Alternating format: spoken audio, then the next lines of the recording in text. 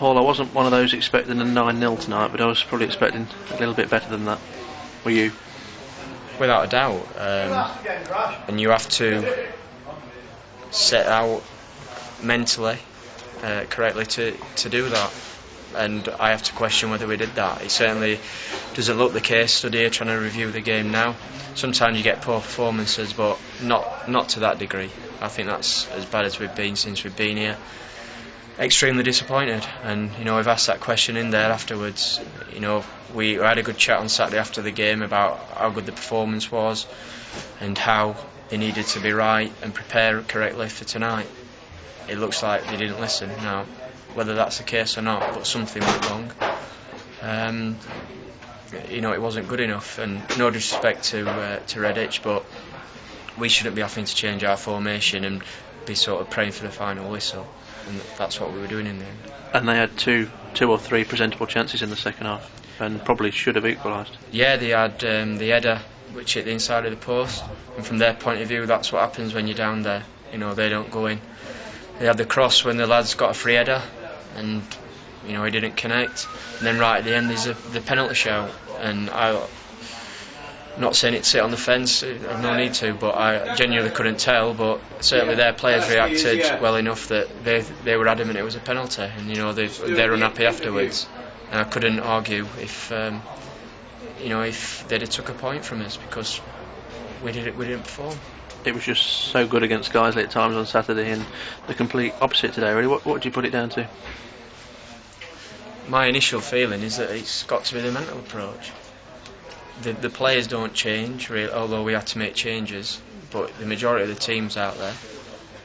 And for me, I don't know, they don't seem like they're up for the game. And too many things, little things happen too easily. And then what happens is, if one or two are off it, there was certainly more than that, but that even spreads to the lads that maybe were performing okay, and it just went downhill. Second half I'm thinking, right, come on, let's kick on, let's start and put them on the back foot. We never did that. A win's a win though at the end of the day. That's the only positive, and 3 points, as you say, is all important to us. It keeps the sort of chasing pack at bay for the time being. But again, we know that if we keep getting performances like that, then we're going to end up nowhere near the playoffs. The two players who I think you've praised on, or sort of praised on another interview, the two centre halves who stepped in tonight. Obviously, you're missing a lot at the back, but Jellyman and Ashton both did okay. Yeah, it's a big problem for us. We've lost Sean, Kieran, Canners, Cecil's gone back. So we were left with decisions to be made, and Simon Ashton came in. Started a little nervy, but then he competed well. He did what we wanted a centre half to do, and he kicked it and headed it and put the lad under pressure when the ball went up there. Gareth Jellyman, I thought, really was his outstanding player. But even that, for someone like Gels, it's hard when it's so bad around you that you can get dragged into your performance levels drop. But in the whole, or on the whole, he was his best player by a mile. Presumably you've got to take the win, move on, and try and get a Guiseley type performance at Stadebridge on Saturday. If we play anywhere near that, then I did say that about after the Gloucester game, sorry. But at this moment in time, it's a massive task to try and get anything out of the game. But it is a different game. We have got Thursday to work with the players and get into the players. But they know it's not good enough. They said that in there. They admit that themselves. But what disappoints me again is I'm not sure how many leaders we've got in there. And we left the players in the dressing room to see what their reaction was after the game, and you could hear a pin drop.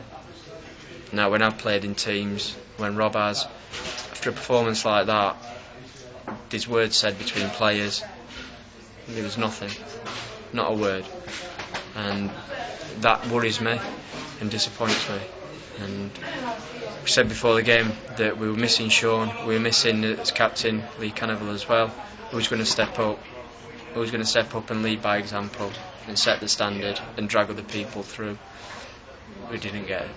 And those three that are missing at the back, you don't just miss the defensive skills, but probably they're the three leaders as well. to a certain degree. Certainly, you know, Canada's his captain, and Sean, you know, revs everyone up at himself. And I don't think that it's right that we put onus on 2 players. So other people have got to step up. You know, some people can lead by example in terms of performance, and we're not all going to, you know, shout and scream. We know that. But I just think we're a bit soft, a bit too nice with each other. People weren't doing the jobs out there tonight. I didn't really hear anyone getting a sort of kick up the arse from a teammate who just letting things happen too easy. And it looks like Ryan Semple might have joined your injury club for Saturday. Yeah, he's felt his hamstring when he's chasing the ball to this bottom side. That's just another one. Hamstring seems to be the injury at the present for our players, and maybe that's partly heavy pitches. I don't know, but it's an injury that we could well do without. I thought he did well Saturday. Showed a little glimpses tonight. Probably as bright as anyone in an attacking sense, and then we've lost him, so it's another injury that we'll have to contend with. And is it a case of make do amend? Is there any prospect of strengthening one or 2 areas or not? We keep trying. You know, Sunday wasn't spent with my feet up, that's for sure. I was on the phone trying to ring contact, trying to find players, and at the minute we're in a bit of a brick wall, but we'll continue to try and get players in. Because the squad need it, and you know, it's not as easy as just, you know, these certain players maybe we could get in, but they're not good enough quality. We've got to bring players that are right for the squad, and we'll continue to do that between now and Saturday.